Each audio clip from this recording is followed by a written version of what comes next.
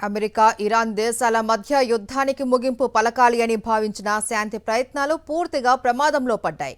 Hormuz జలసంధిపై నియంత్రణ సాధించేందుకు ఇరు దేశాల మధ్య జరుగుతున్న చర్చలు తీవ్రమైన ఉద్రిక్తతల మధ్య నిలిచిపోయాయి. చమురు రవాణాకు అత్యంత కీలకమైన ఈ అంతర్జాతీయ జలసంధిలో వాణిజ్య నౌకలపై జరిగిన తాజా దాడులు, లెబనాన్లో కొనసాగుతున్న రక్తపాతం ఈ శాంతి ఒప్పందాన్ని పూర్తిగా పక్కదారి పట్టించాయి. అధ్యక్షుడు డొనాల్డ్ ట్రంప్ ప్రతిపాదనలు ఒకవైపు, క్షేత్రస్థాయిలో ఇరాన్ సైన్యం వ్యూహాలు మరోవైపు గల్ఫ్ ప్రాంతాన్ని మళ్లీ యుద్ధం వైపు నెడుతున్నాయి. దీనికి సంబంధించిన పూర్తి వివరాలు చూద్దాం. అమెరికా, ఇరాన్ల మధ్య కుదిరిన ప్రాథమిక అవగాహన ఒప్పందం అమలు కాకముందే కుప్పకూలేలా కనిపిస్తోంది. హర్ముజ్ జలసంధిపై పూర్తి నియంత్రణ తమదేనని నిరూపించుకోవటానికి ఇరాన్ కట్టుబడి ఉంది.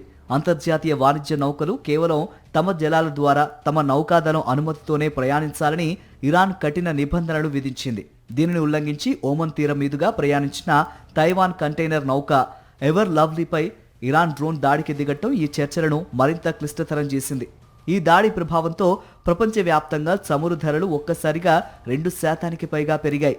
హర్ముజ్ జలసంధి ఇరాన్ నియంత్రణలో లేదని, అది అంతర్జాతీయ వాణిజ్యానికి పూర్తిగా తెరిచి ఉందని అమెరికా అధ్యక్షుడు డొనాల్డ్ ట్రంప్ చేసిన ప్రకటనలకు భిన్నంగా క్షేత్రస్థాయిలో పరిస్థితులు ఉన్నాయి.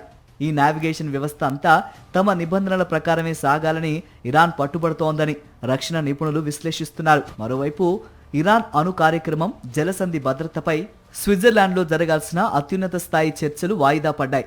లెబనాన్లో ఇరాన్ మద్దతు గల హిజ్బుల్లా గ్రూప్, ఇజ్రాయెల్ మధ్య దాడులు ముమ్మరం కావడంతో ఇరాన్ చర్చల నుండి తాత్కాలికంగా వైదొలిగింది. అమెరికా విదేశాంగ మంత్రి మార్కో రూబియో గల్ఫ్ అరబ్ దేశాలలో పర్యటించి మిత్ర దేశాలకు భద్రతా హామీలు ఇచ్చే ప్రయత్నం చేస్తున్నారు. అంతర్జాతీయ జలసంధులు ఏ ఒక్క దేశానికి సొంతం కావు. ఇరాన్ వాదనలు ప్రపంచ వాణిజ్యాన్ని గందరగోళంలోకి నెట్టేస్తాయని రూబియో స్పష్టం చేశారు. అయితే అటు ఇజ్రాయెల్ ప్రధాని నెతన్యాహు ఈ ఒప్పందానికి తాము కట్టుబడి లేవని ప్రకటించడం, ఇటు అమెరికా కాంగ్రెస్లో ట్రంప్ కోరుతున్న యుద్ధ నిధులకు వ్యతిరేకత రావటం ఈ శాంతి ప్రయత్నాలను మరింత బలహీనపరిచాయి.